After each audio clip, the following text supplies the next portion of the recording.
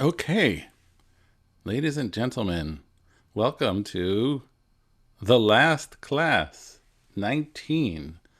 And congratulations to those who have made it from the beginning to the end. And I hope there is somebody out there besides myself who can say that is the case. So I am happy to welcome you all once again, of course, on behalf of the Buddhist Association of the United States, the Chuanyan Monastery in Carmel, New York, and the Wuju Memorial Library, along with my wonderful librarian friends, Kaiti and Diane.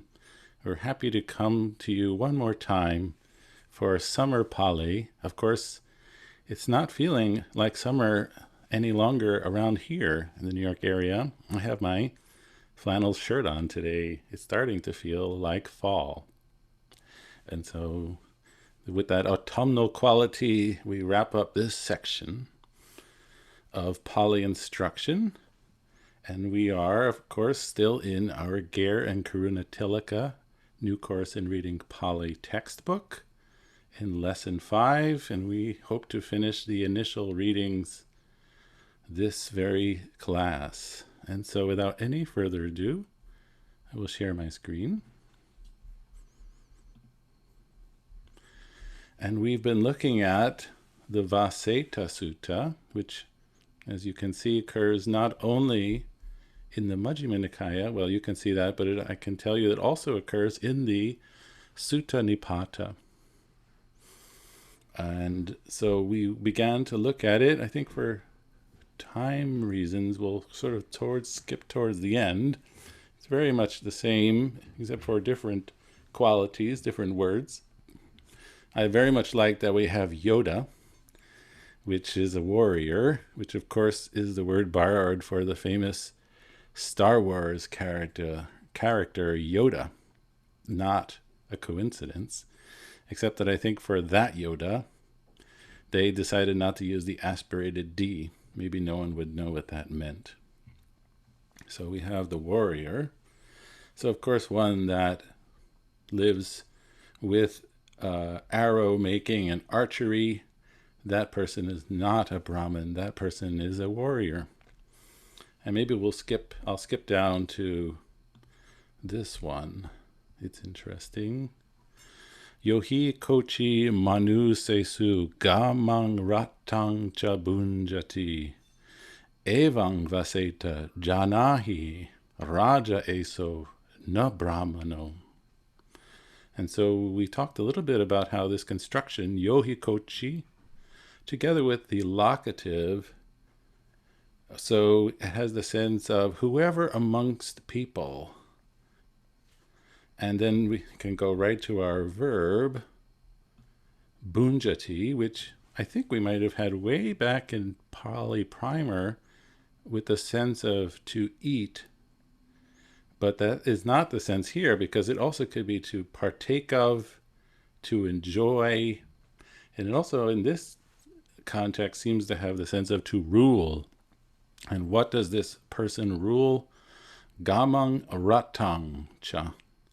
So, of course, this cha is, these two are together with the cha, and this palatal N has been created because of this one, ratang, which would be, these are two accusatives of the verb, but since it's being connected with the cha, it moves to this nasal for ease of pronunciation. And so this word is interesting because it's the Pali word of, if I can type it right, no, Rashtra. Well, I think this T is also retroflexed. So Rashtra, which is a kingdom perhaps, or a realm, or even a country, and of course there's a Maharashtra in India today, becomes, because this kind of consonant combo doesn't work well in Pali, it becomes smoothed out to this double retroflex the T and the TH, Ratta, instead of Rashtra.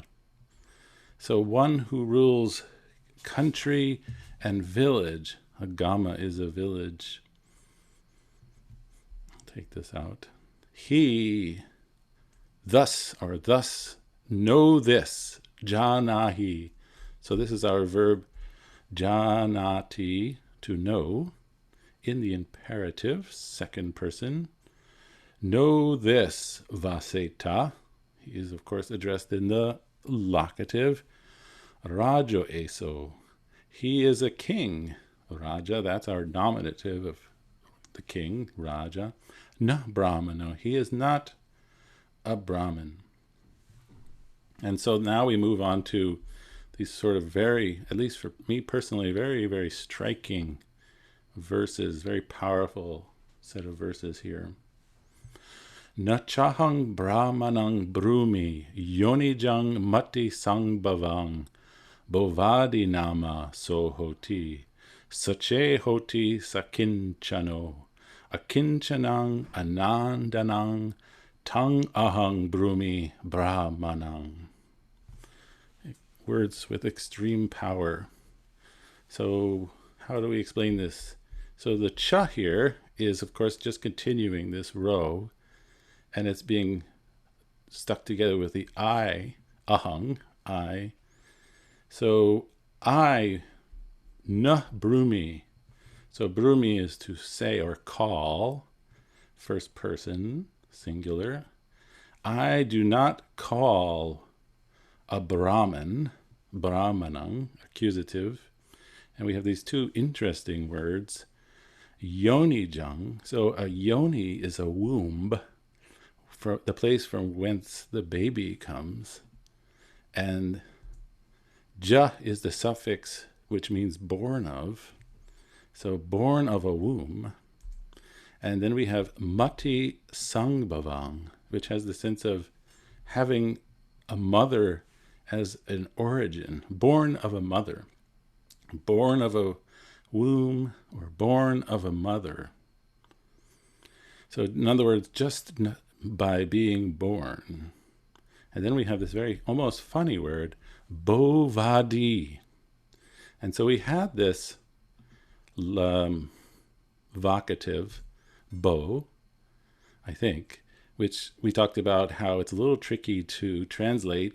It means sir in a sort of mundane sense. It's not a word that a follower of the Buddha would use, but rather perhaps a Brahmin or somebody who accepts the Buddha as perhaps a person of significance, but not like a religious leader for them.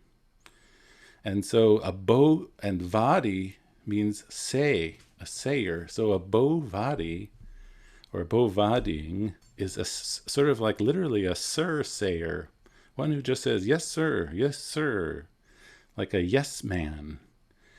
So I noticed that Venerable Bodhi translates this as a pompous speaker, a bo-vadying, one who just goes around saying, yes, yes, of course, yes.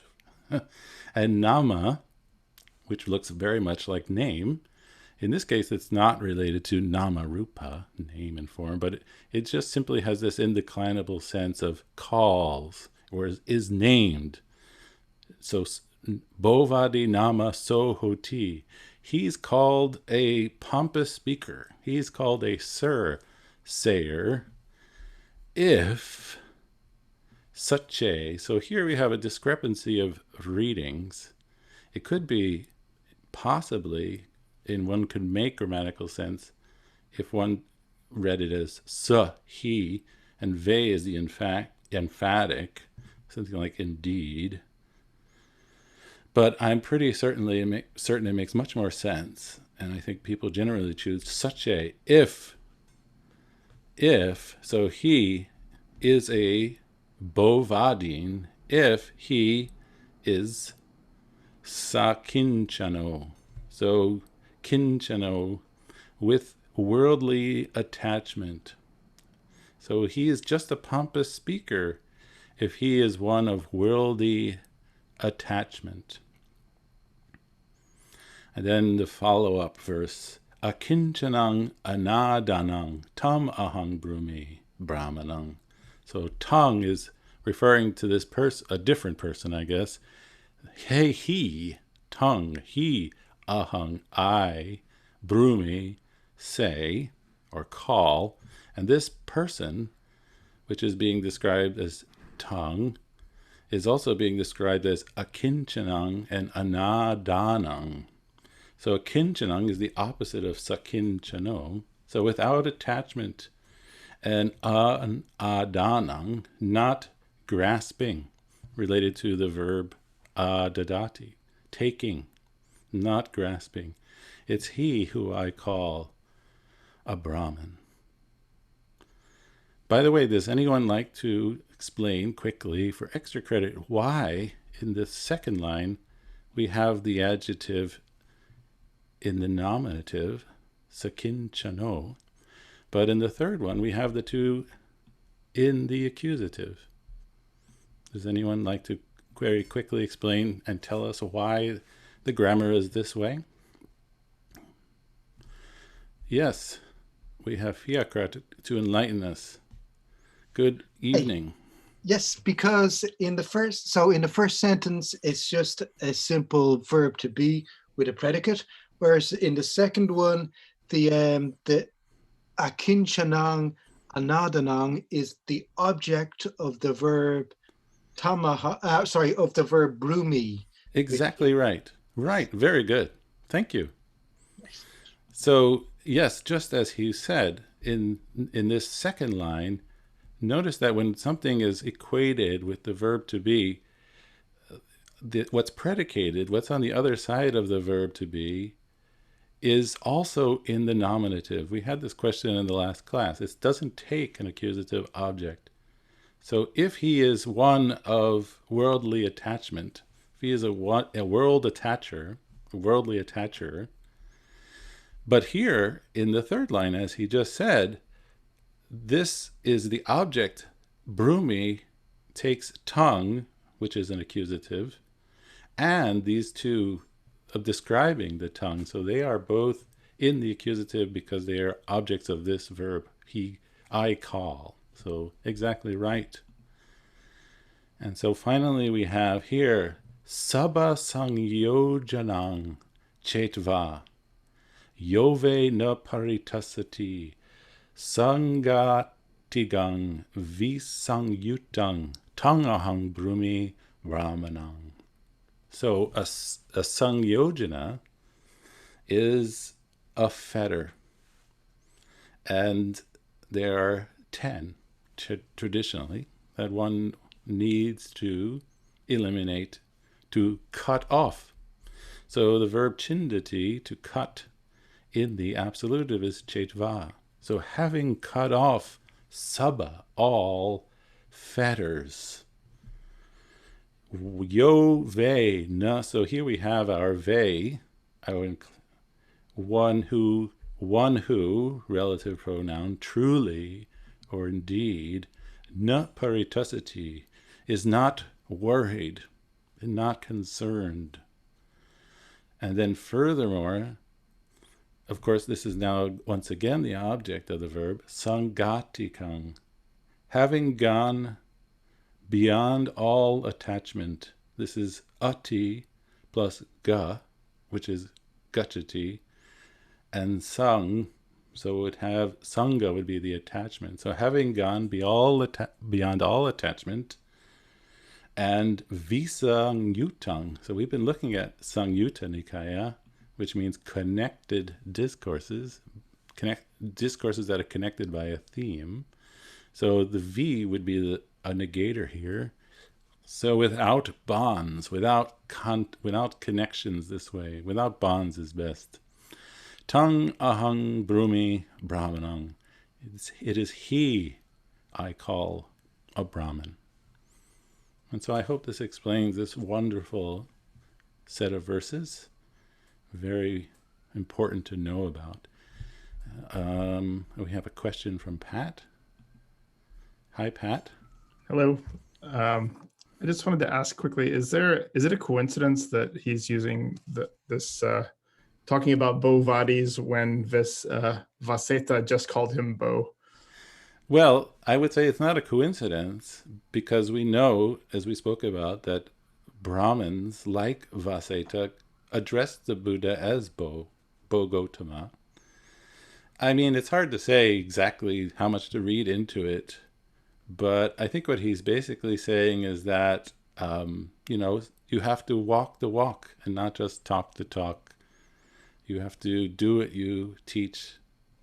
I'm not exactly sure. Does that sort of begin to answer your question?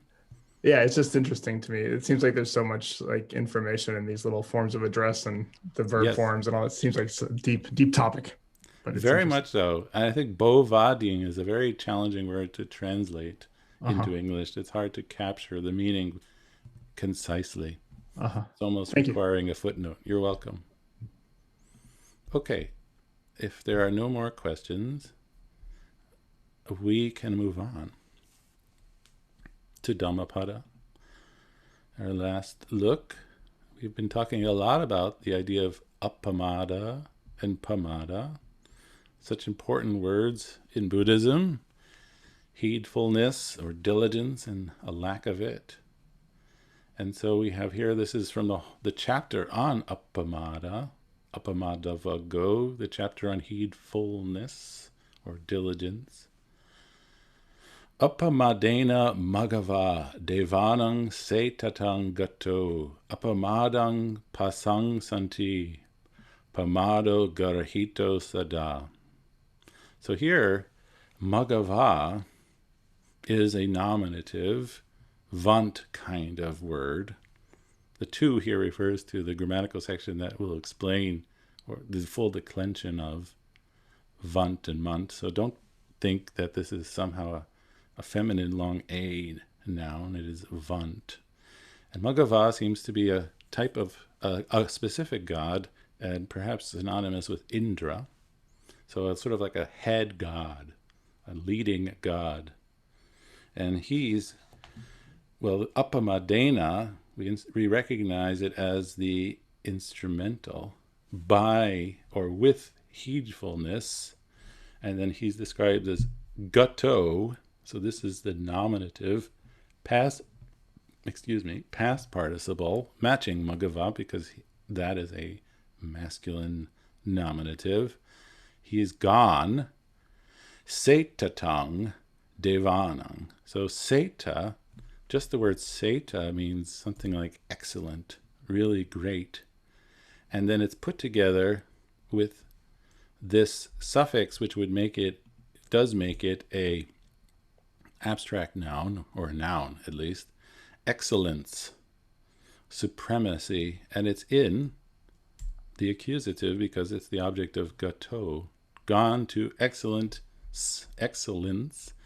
devanang, of or amongst the devas, right? Genitive plural, probably. So through Magava, through heedfulness, has gone to supremacy amongst the devas or of the devas. Amongst sounds a little locative, but it is certainly dative, genitive, plural. Appamadang pasang sati. So here, this plural, is referring to the devas. They praise appamada in the accusative. They praise heedfulness. And here is the negative, which is the not negated form. Always a little bit challenging for me to get straight in my mind. In the nominative, pamado, heedlessness, sada, always. And there's a sort of implied verb, hoti, is garahito, which we've had before, condemned. Heedlessness is always condemned. And so that's number 30. We can move on. Always feel free to ask a question if there's something unclear or if maybe I didn't explain it well. So we can move on to another chapter in the flower chapter. So pupa is a flower. And it is a neuter noun. Pupang would be the neuter nominative, which is what we see here. So here we have yatapi ruchirang pupang vanavantang agantakang evang subhasita vacha apalla hoti akubato. So I would take yatapi together as like, or just like. And just like what? The nominative, a flower, a pupang, nominative neuter, which is being described with this adjective, matching, of course, in the nominative neuter, ruchirang, beautiful, right? Or lovely. And it's also described with two more adjectives, vana vantang and agandakang. And so vana is a word that could take a lot of different meanings, actually. Even varna, which is related to the caste system of India, but has nothing to do with that here. So here, vana can mean color, and it also can mean, I think, beauty. But vant, as we know now, has that connotation of making an adjective or a noun with the sense of possessing what precedes it. And so vanavant would be possessing color, or perhaps even possessing beauty. Now I have to say I was a little bit puzzled for a moment here on this very word, and perhaps you were too, because we know that this adjective is a vant adjective in the neuter nominative, right? Because that's what pupang is. But vanavatang looks a lot like an accusative. And it would seem to be that it should be something like vanavat, vanavang, maybe vanavang would be the neuter nominative. Let me look at that for a second. I'm looking now on page 69. Vanavang would be the normal neuter nominative, which you can see silavang as a neuter, because this, as an adjective, it has to match what it's describing. So these vants have to match in gender. But in fact, this is an alternative version of the neuter nominative, and I had to actually look it up in a grammar book to confirm that. And so I looked up at this very important grammar book, which I highly recommend to everyone, named Duracell. And here is this super giant, if you can see on my screen, declension of gunava. And so here we have gunava in the nominative, and gunavati, we talked about the vati in the feminine, and here, as I spoke about, we would expect gunavang as the normal neuter nominative, but here notice that we're giving this alternative, gunavantang. And so that is a possibility. And so again, just to reiterate this important resource for you, I'll turn back to the page 1, and you can all find this freely online. This is called A Practical Grammar of the Pali Language by Charles Duracell. And there are several editions. He lived a long time ago. I think this book was first published in something like 1907. I believe he was a Frenchman. And it's a great resource for the intricacies of Pali grammar now that you are all becoming Pali grammarians to a certain degree. And so coming back to our text, vanavatang is a neuter nominative vant, and I believe it's taking this alternate form to sort of add a syllable to match the meter correctly.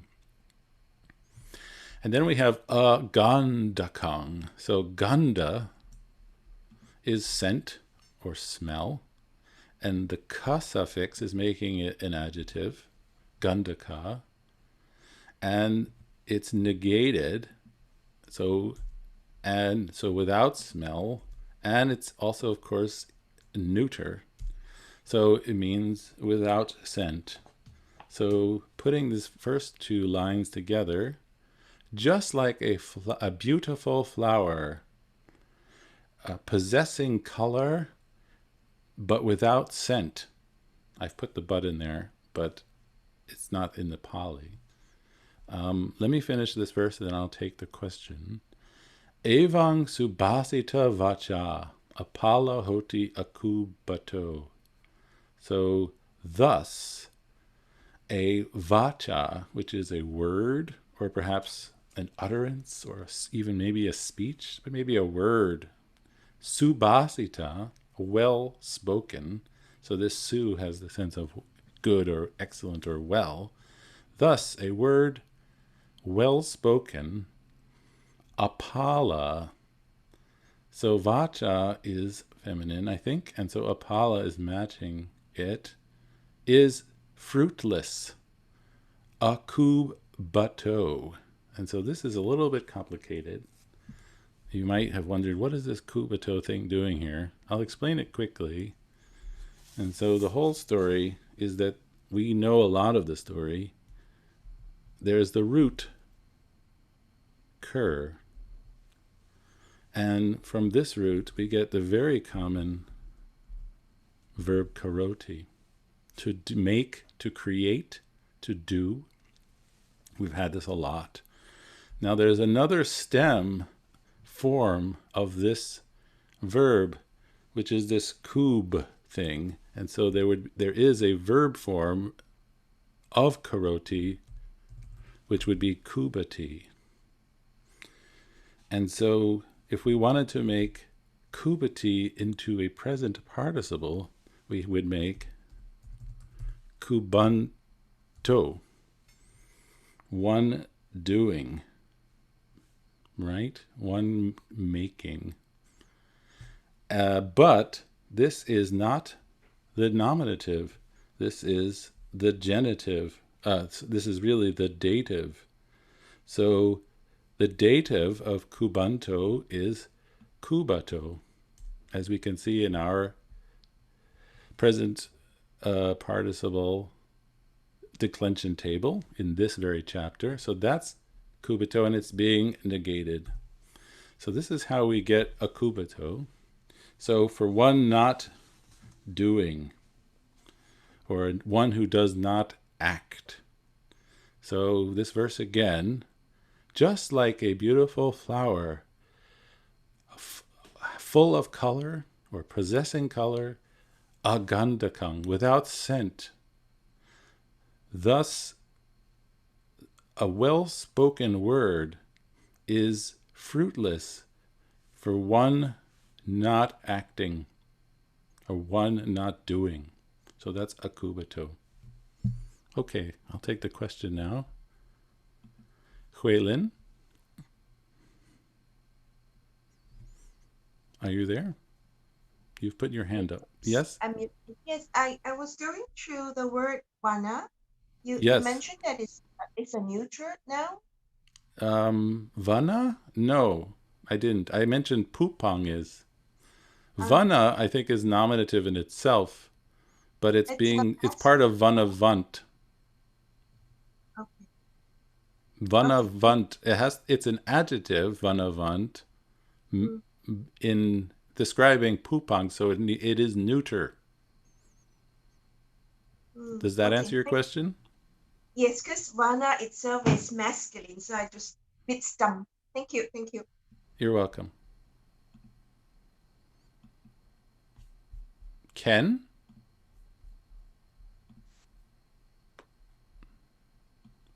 Oh, sorry. Ken, are you there? I have a question about vacha. Isn't Yes. that plural? I don't think so. Isn't it? I thought it was a feminine Because the noun. dictionary gives it as the vacho, Really? Okay. I'll have unless to I'm look it looking at up. the wrong word.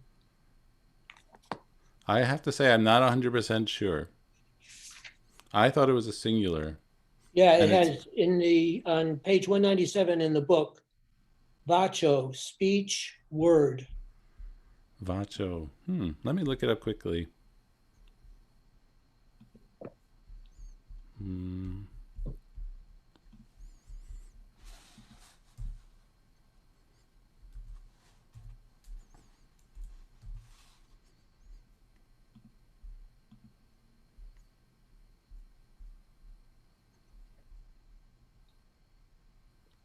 Oh, you know what I think? Vacha. Here on my screen, it's coming up as feminine, as I've Yeah, you said. know what it is? It's that long A got me again. Spelling mistake. Vacho without a long A So means speech. vacha with two long A's is a feminine word meaning word. You got it. Thank you. Okay. You're welcome. Good for asking. Okay. Maybe we'll move on. Actually, maybe we can have a volunteer for the second one, 52, because it's very similar. Okay, good. Christopher. 52. Yatapi lucidam pupam vanatam sagandakam evam subhasita vacha sapala hoti sakubato. Mm-hmm. Okay, so it's very similar. So just like a beautiful or lovely flower, possessing color, something possessing color and with fragrance. Mm-hmm.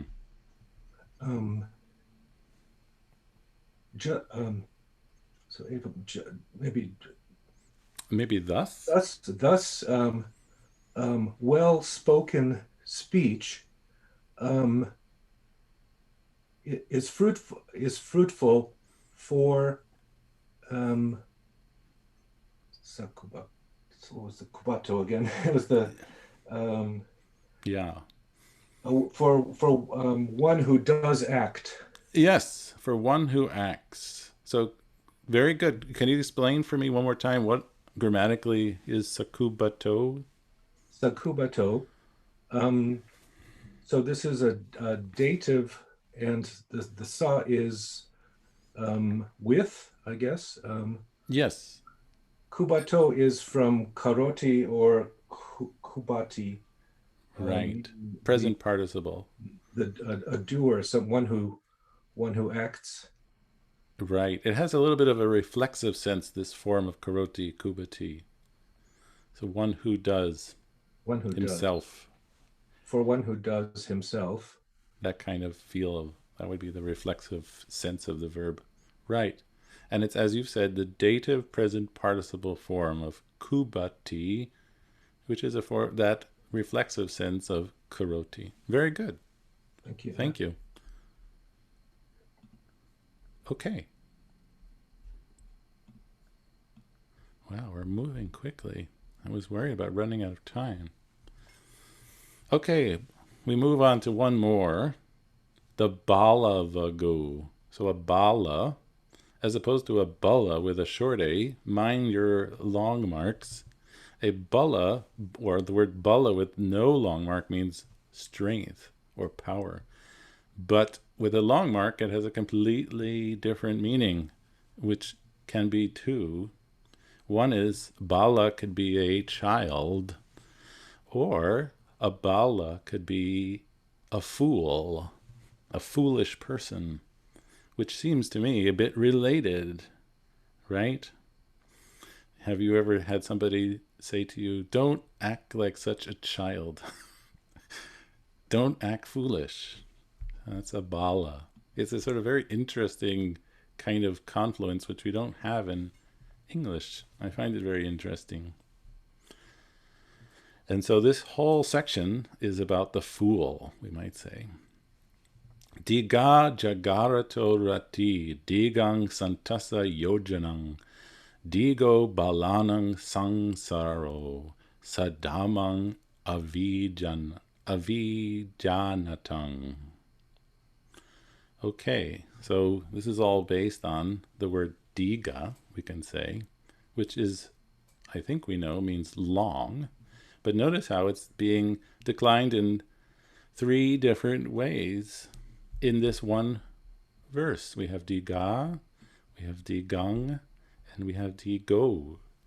And so we notice that diga is a adjective, I would guess. Maybe one could say in a certain sense it could have an adverbial sense. So jagarato is another dative present participle. So maybe I'll write this out just so we're all clear about this. There's the verb, I think it's jagarati,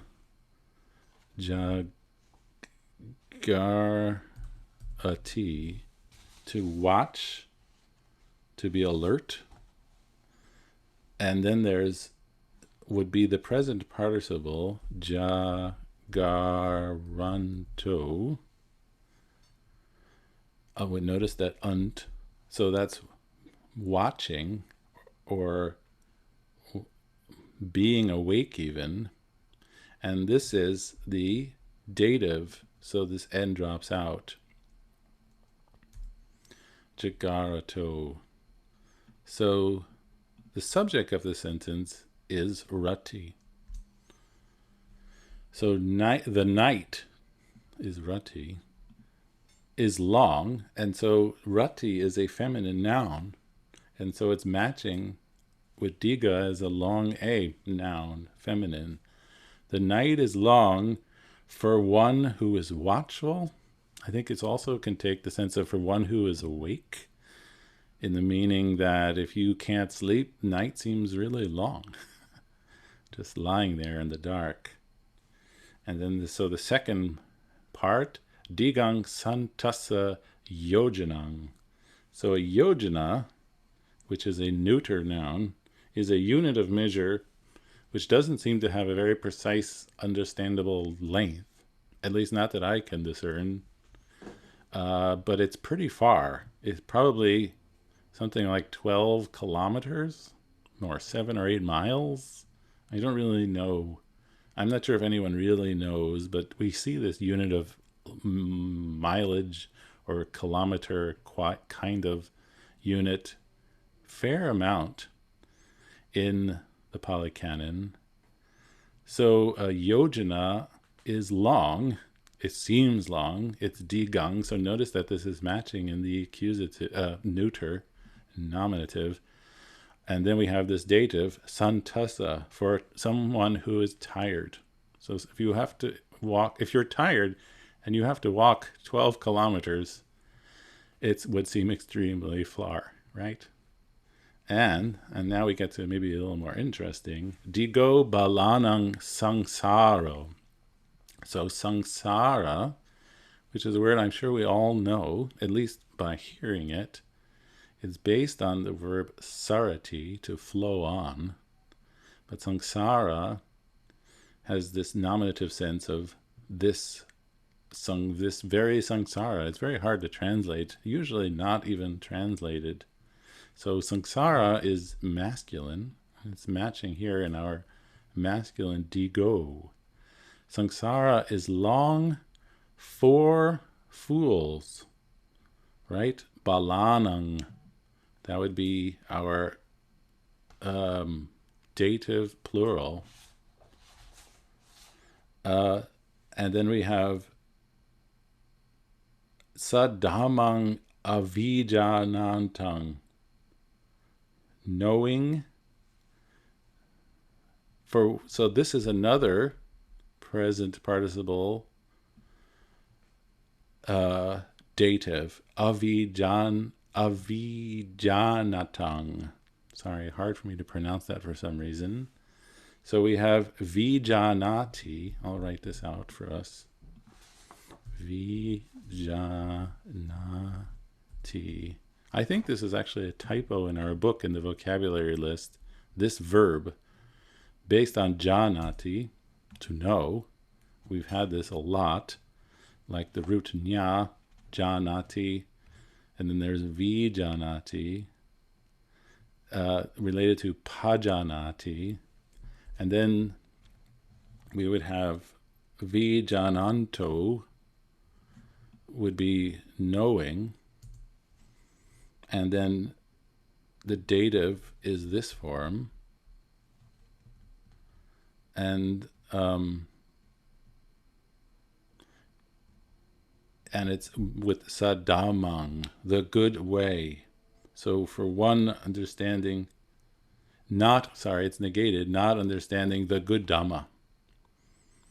So that is number 60. Maybe we could have another person give us their translation of 60. It's a little tricky to put it all together. Is there anyone who would like to volunteer to give us their translation, their work for number 60? Okay, we have Bonita, good. Hi, Stephen. Hi. Yeah.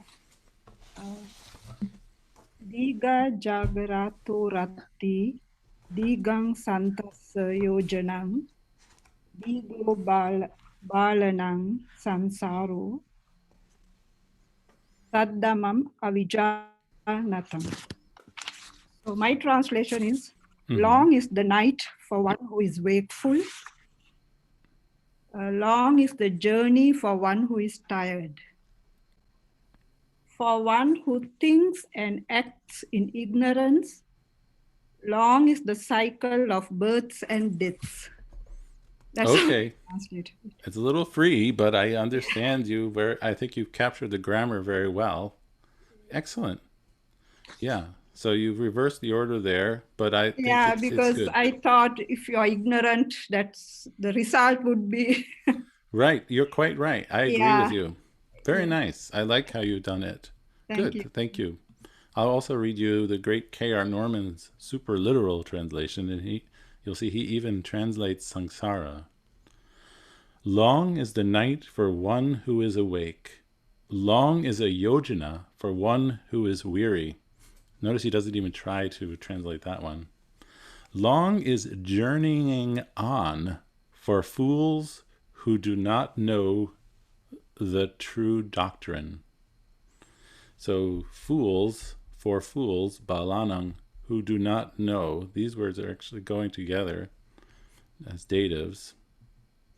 Fools not knowing, sadamang, he has the true doctrine.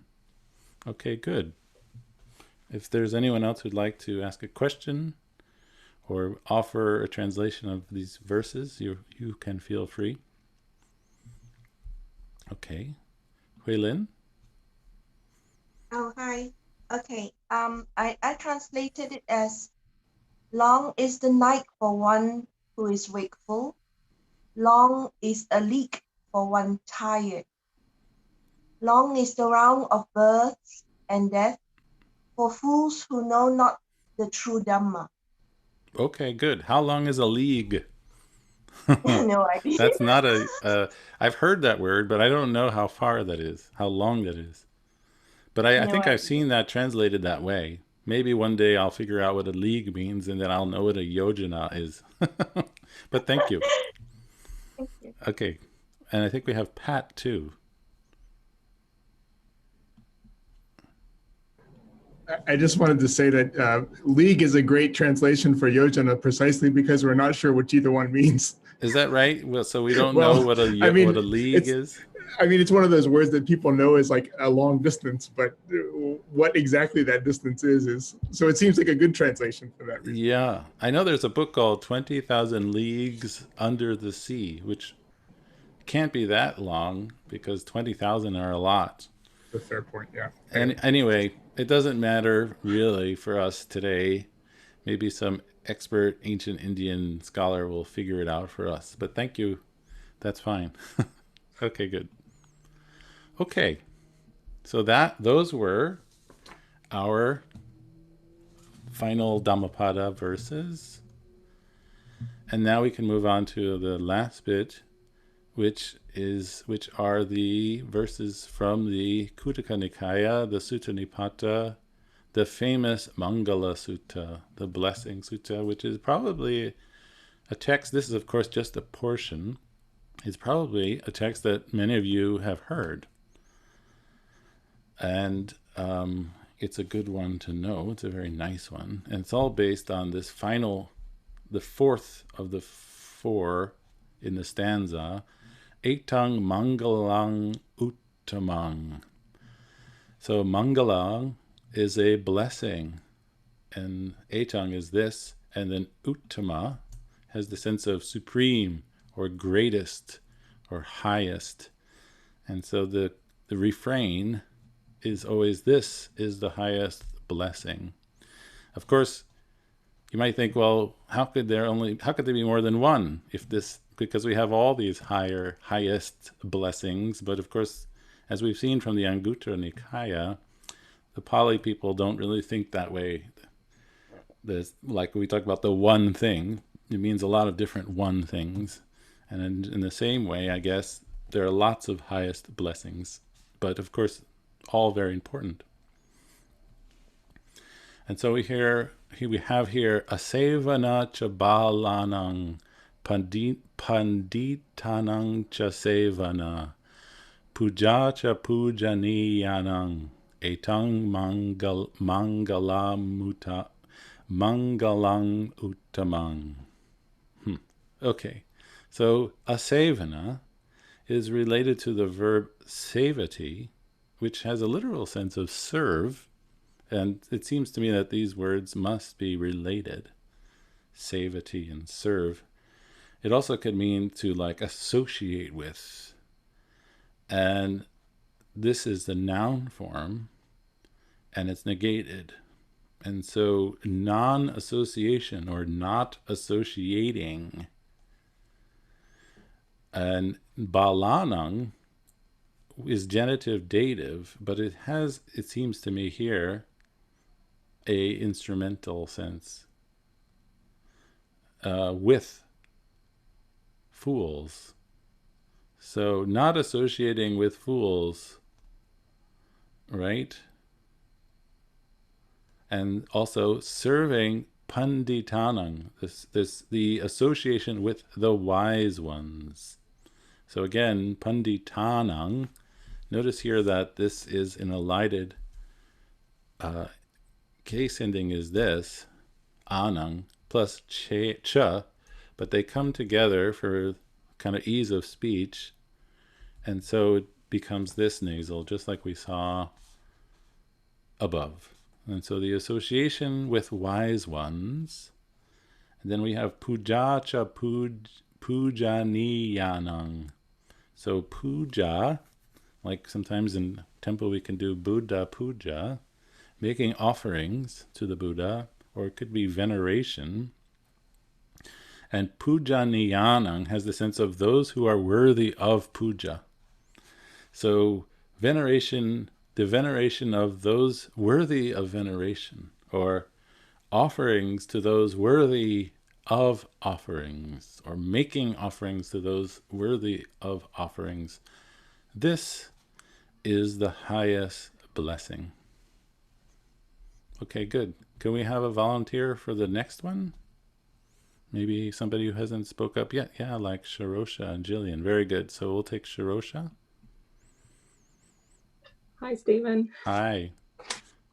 So let me read it first. Please. Bahu sancha si pancha vinayocha sukitito subhasita chaya vacha etam mangalamutam.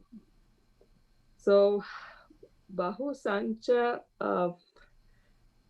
si pancha. So I translated it as well learned and excelled in one's craft. Mm-hmm. Vinayocha sukito, well trained and well spoken. Well trained in the moral discipline. And subhasita cha ya vacha, basically well spoken, one with good speech or well spoken. Etam Mangalam Uttamam, that is the foremost blessing. Okay. I would say that, notice how in the first line we have Bahu Sachancha and Sipancha. So this is of course Bahu Sachang and Sipang. And so those are, it seems to me, these are two different things, right? Learning, great learning, and crafts. But here we have the cha once. Because, so I would take these two as actually sort of adjectival in a way. So Vinaya is a discipline, right? We have the Vinaya, but Susikito, which is related to the verb sikati, to train. Okay. And so I would say it's one with well-trained discipline, or I see, well-trained discipline as a thing, not discipline and well-training. You see what I mean? Yes, I see. Right. So so they're talking about one thing as opposed to two separate. I think so. So yeah, the susikito is an adjective. Okay. And it means well-trained. So that verb sikati, we have Sikhs actually in the world today, like a religious group, Yes. the trainees. And also this word comes to mean, there's the word seka, which is a trainee, which means that one who has entered upon the stream. So a sotapanna, and going forward, is known as a seka, a trainee. So it sounds a little unfair because it seems like all of us are training so much. But we're just what are called, well, I can't speak for you, but most of us are what are called putujana, Yes. which means like a worldling, not a trainee officially. Yes. So this is a long way of saying susikito, I think, means well-trained discipline. In the Vinaya, and that sense. Yes, that's right. And tell me, why is it ya vacha grammatically with this long A's? I did not understand what that ya was doing there. So what is ya? What does that mean? It's a relative pronoun. So I would say one of well-spoken speech, because vacha is speech. It's a feminine, as we've just sort of figured out. And so it has going with the ya. So one who has well-spoken speech, it seems to me, would be the meaning here. I see, because so it's a relative pronoun, so it has to match in gender. Yeah, it has to match, yes, okay. Okay, good. All right, thank you. Okay, thank you. Okay, now we can have Jillian do for us the next one, please. Hello, Stephen. Hello, good morning. Righty-ho, now oh yes. Danancha Dhamacharyacha Nyatakanacha Sangaho Anavajani Kamani Etang Mangala Mutangang. Okay, so what does that mean? Right, well, we've got two, oh, you can't see my pointer. We've got two nouns joined together at the beginning. Dana, generosity or giving. Right. Dharmacharya, not really chastity, but of living virtuously, virtuous life. Exactly. The virtuous conduct, maybe we can say. Conduct, okay. Now, Nata Kanacha is, I had to look this up, hang on a tick. It's a little obscure. Yeah. But it has the sense of, I think, relatives. Relatives, that's right. Right. And I got caught on Sangaho, because of course I thought it was Sangha, but it turned out to be looking after. Right. Looking after Looking one's after relatives. relatives. That's right. Taking care of one's relatives. That's what So- that means. That's great, because doing all these good things, Kamani is doing or working. Well, what part of speech is kamani? Is it a it's, participle or is it a noun? It's a noun. Right. What gender? Neuter plural. Neuter plural. So deeds or actions, and they're being described as anavajani. Which means blameless. Right. Exactly. So blameless deeds. Blameless deeds. This is the highest virtue. Very good. Thank you. Lovely. Thank you. Okay, good. And I think we have Hitit. Are you there? Yes. Hi, good morning. I can't hear you yet. Oh, Oh, now I hear you. Yes.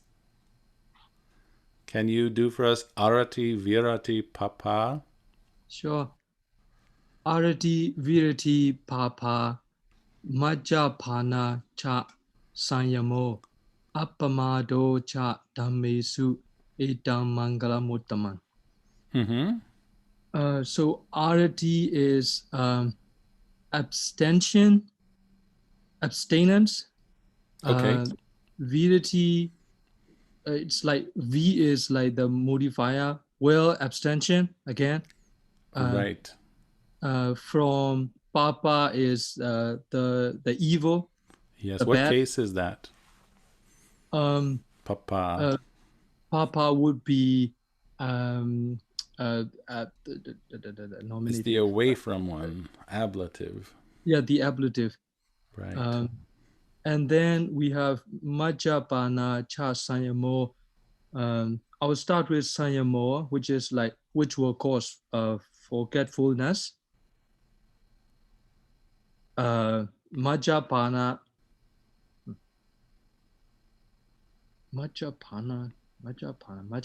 is Like intoxicants. the intoxicants. Yeah. So the intoxicants which will make you forgetful. And Okay.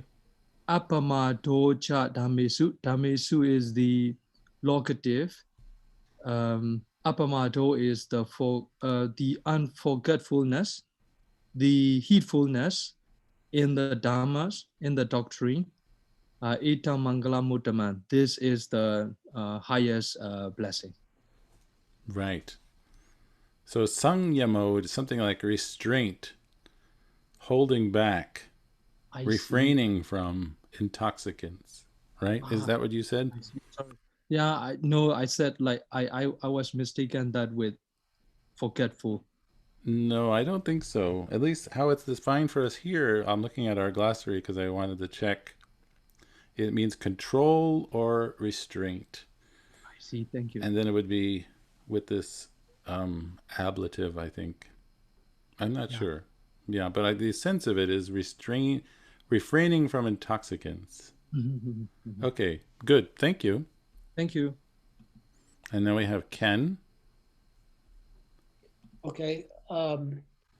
Garabo cha nivato cha kvantuti cha kanyuta kalana dhammasavanam etam mangala muttamang. So it's Katanyuta Kalena Dhamma Savanang. Would you read it for us one more time? Sure.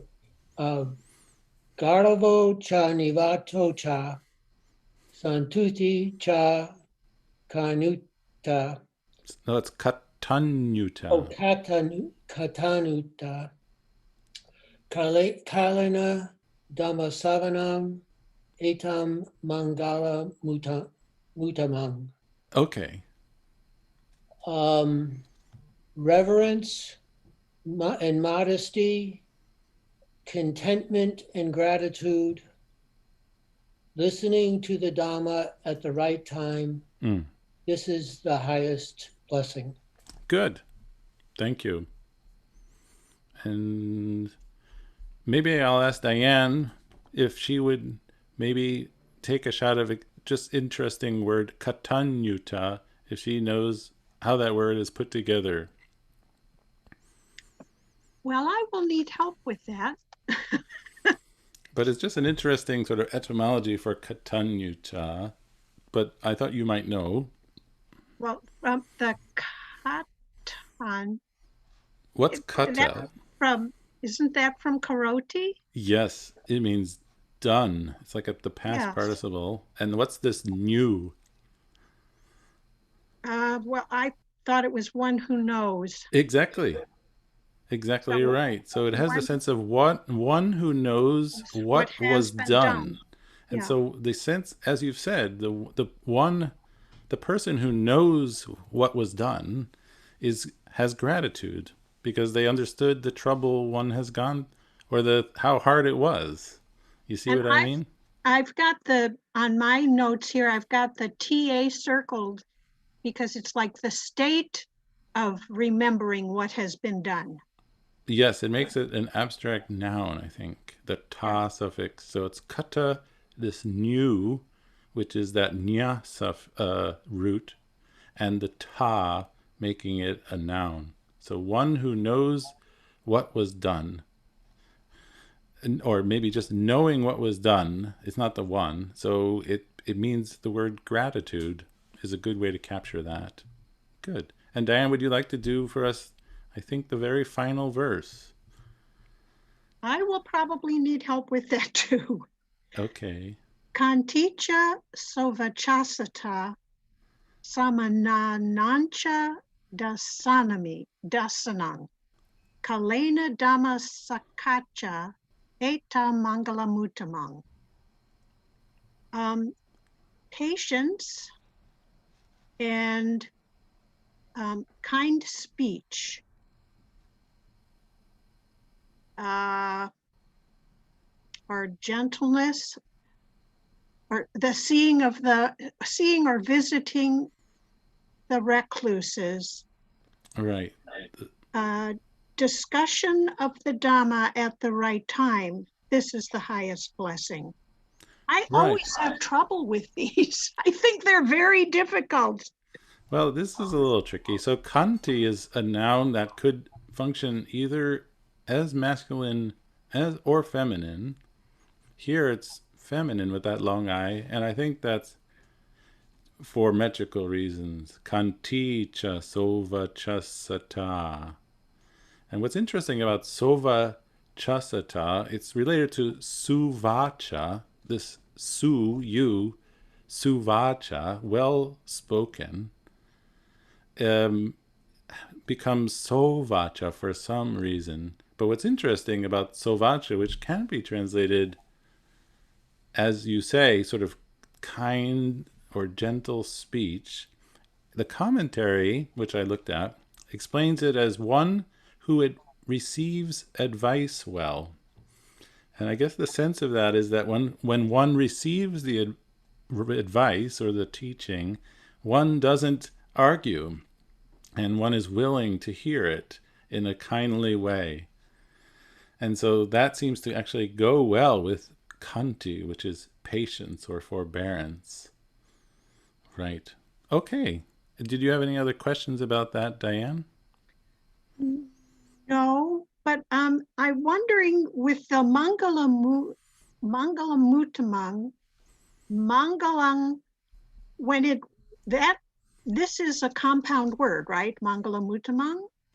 Yes, it is. It's Mangalang plus Uttamang. So it's it's a sandhi.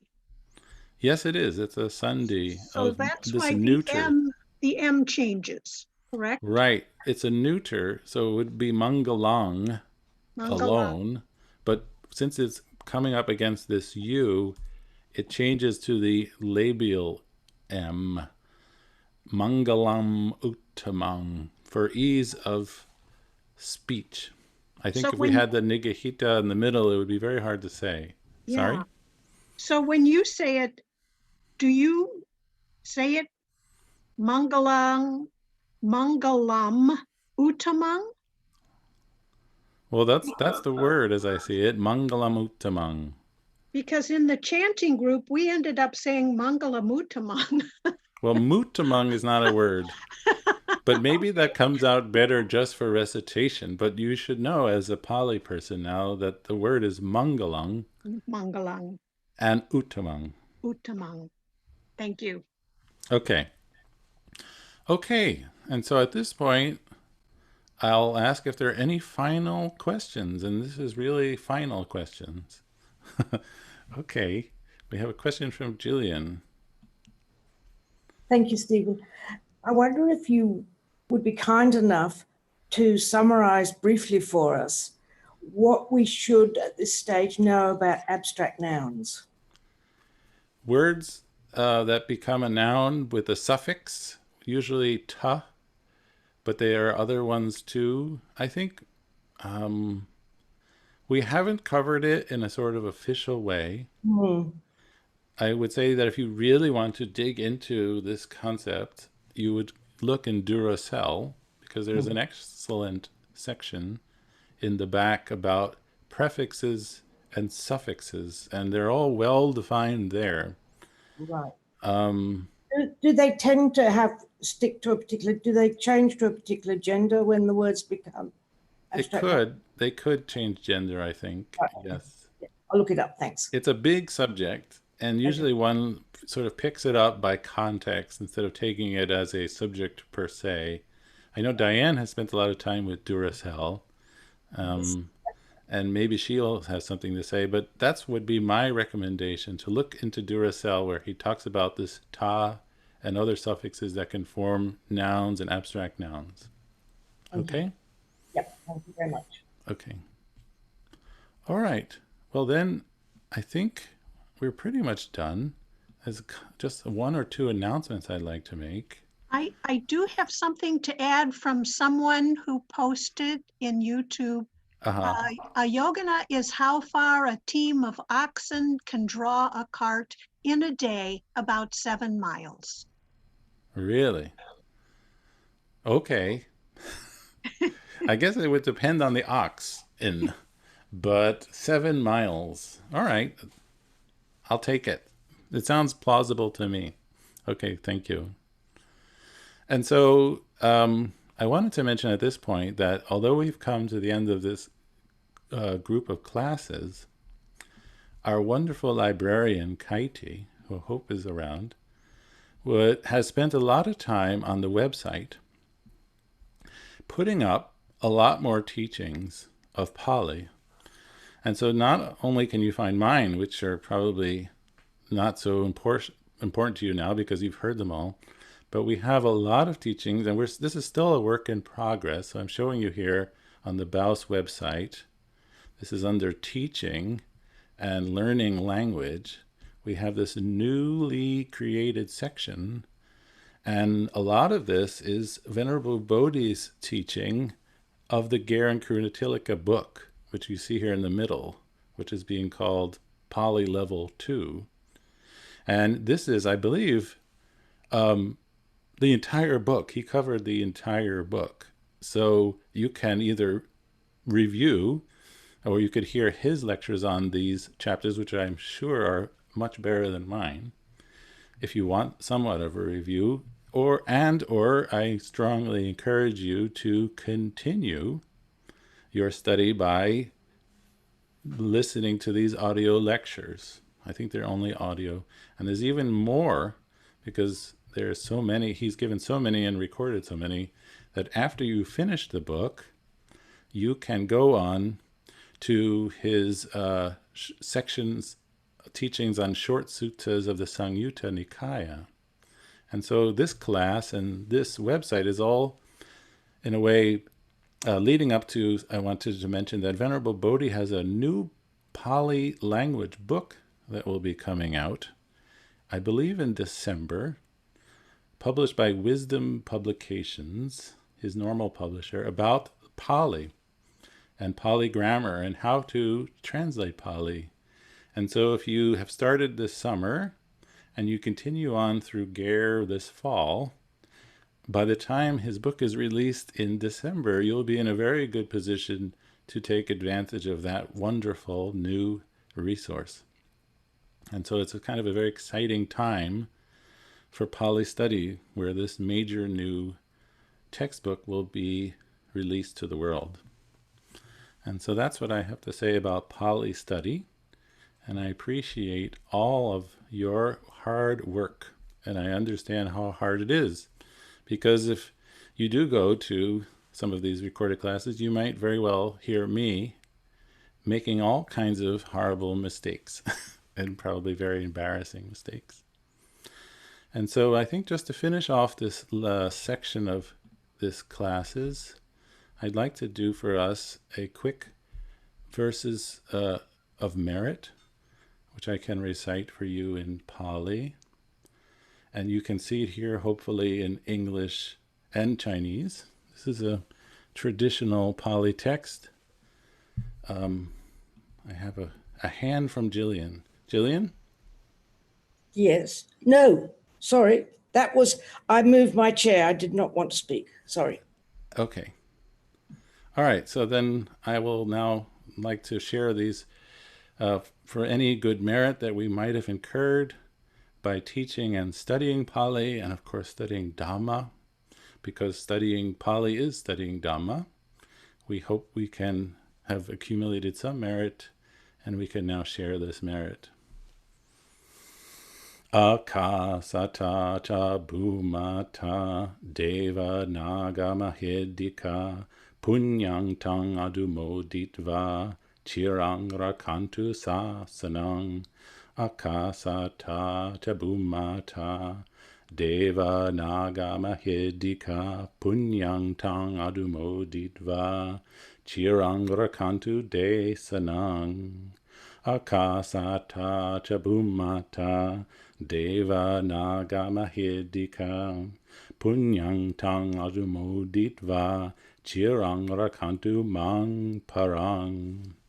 Etavata cha anghehi sampadang punya sampadang sabbe deva anumodantu sabba sampati siddhya. Etavata cha amhehi sampadang punya sampadang sabbe bhuta anumodantu sabba sampati siddhya.